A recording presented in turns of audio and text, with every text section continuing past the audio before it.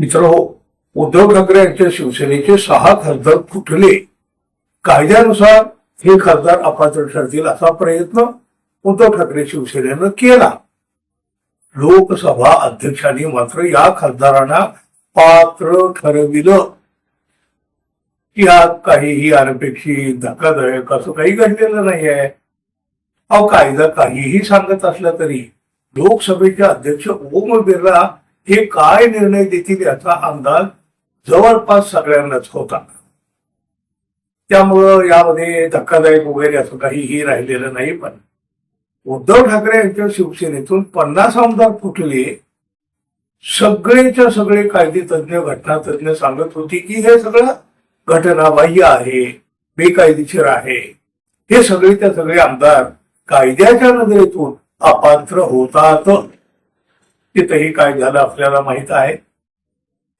लोकांनाही आता फारशा काही अशा अपेक्षा उरलेल्या नाहीत. पण स्वायत्त संस्थांच्या विश्वासार्हतेवर मात्र मोठा कलंक लागू लागला आहे. लोकसभा अध्यक्ष ओम बिर्ला यांनी फुटलेल्या 6 खासदारांना अभय दिल्यानंतर उद्धव ठाकरे यांची शिवसेना प्रचंड अशी आक्रमक झालेली आहे. म्हणजे ते आक्रमक असतेच असते, पण आताची आक्रमकता जरा काहीशी वेगळी आहे. शिवसेनेचे म्हणजे उद्धव ठाकरे शिवसेनेचे नेते संजय राऊत यांनी थेट सुप्रीम कोर्टावरच हल्ला चढवला आहे. न्याय व्यवस्था आणि केंद्र सरकार यांच्यावर त्यांनी जोरदार प्रहार केला आहे. सर्वोच्च न्यायालयाला त्यांनी गुलाम म्हटलेला आहे. गुलाम. देशाच्या राजकारणाला फोडाफोडीचा जो काही कॅन्सर लागलेला आहे त्याला फक्त आणि फक्त सुप्रीम कोर्टच जबाबदार असल्याचं त्यांनी सुचवलेलं आहे. सर्वोच्च न्यायालयानं 40 आमदारांच्या आमच्या प्रलंबित प्रकरणाचा निकाल दिला असता तर देशात पुन्हा पुन्हा पक्ष फोडले गेले नसते. देशात लोकशाहीवर बलात्कार करून हत्या होत आहे. संविधान कुठं उरलेलं आहे? 10व्या परिशिष्टामध्ये कुठल्याही पक्षफुटीला किंवा विलिनीकरणाला मान्यता नाही. मग लोकसभा अध्यक्षांनी 6 फुटील खासदारांच्या गटाला मान्यता दिली कशी, असा सवाल त्यांनी उपस्थित केला. उपमुख्यमंत्री एकनाथ शिंदे यांच्यावरही त्यांनी मोठी आगपाखड केलेली आहे. मशालीवर निवडून आलेले 6 लोक तुम्ही 50 कोटीला विकत घेतले. मशालच्या नावावर निवडून आलेले लोक निर्लज्ज आणि गद्दार आहेत. ते चांगली की वाईट हे सोडून द्या, हे गद्दार आहेत. यात कोणतं शौर्य, नीतिमत्ता आणि लोकशाही आहे? चांगलं आणि वाईट याचं उत्तर त्यांनी द्यावं. आम्ही त्यांना मशाल चिन्हावर निवडून आणलं. उद्धव ठाकरे साहेबांना मतं पडलेली आहेत, मशालीला मतं पडलेली आहेत. तुमच्या चोरलेल्या धनुष्यबाणाला नाही, असं संजय राऊत म्हणाले आहेत. अत्यंत संतापलेले आहेत संजय राऊत. याच संतापातून ते पुढे म्हणाले, एक दिवस ही दाढी एखादा हनुमान येईल आणि जाळून टाकेल, हे लक्षात घ्या. दाढीवर हात फिरवून तुम्ही आम्हाला नीतिमत्ता शिकवू नका.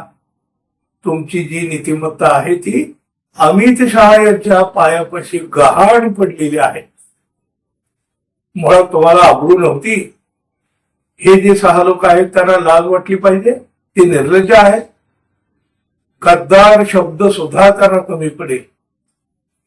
लोकसभेचे अध्यक्ष किंवा पार्लमेंट जे आहेत, हा लोकशाहीवरचा बलात्कार करून हत्या केल्यासारखा प्रकार आहे. हा अत्यंत गंभीर गुन्हा आहे. हे जे आहेत ते सिरियल रेपिस्ट आहेत. लाज वाटत नाही का या लोकांना पक्ष पडायला? 50-50 कोटीला माणसं विकत घेतात. लोकांना खायला अन्न नाही, पाणी नाही. लोक शिक्षणासाठी उपोषणाला बसलेले आहेत आणि तुम्ही आम्हाला काय दाखवत आहात? तुम्ही सिरियल रेपिस्ट आणि सिरियल किलर आहात, अशा शब्दामध्ये त्यांनी आपला संताप व्यक्त केलेला आहे.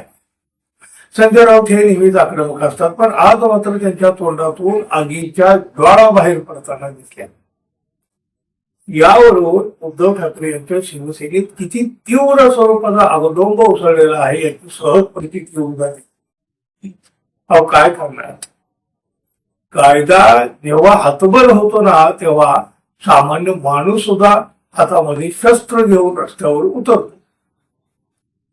सध्या कायद्याचं राज्य अस्तित्वात आहे का? तुम्ही काय म्हणाल मित्रांनो, जरूर सांगा आणि जाता जाता आपल्या चॅनलला सबस्क्राईब करावं ही एक अपेक्षा तर आहेच.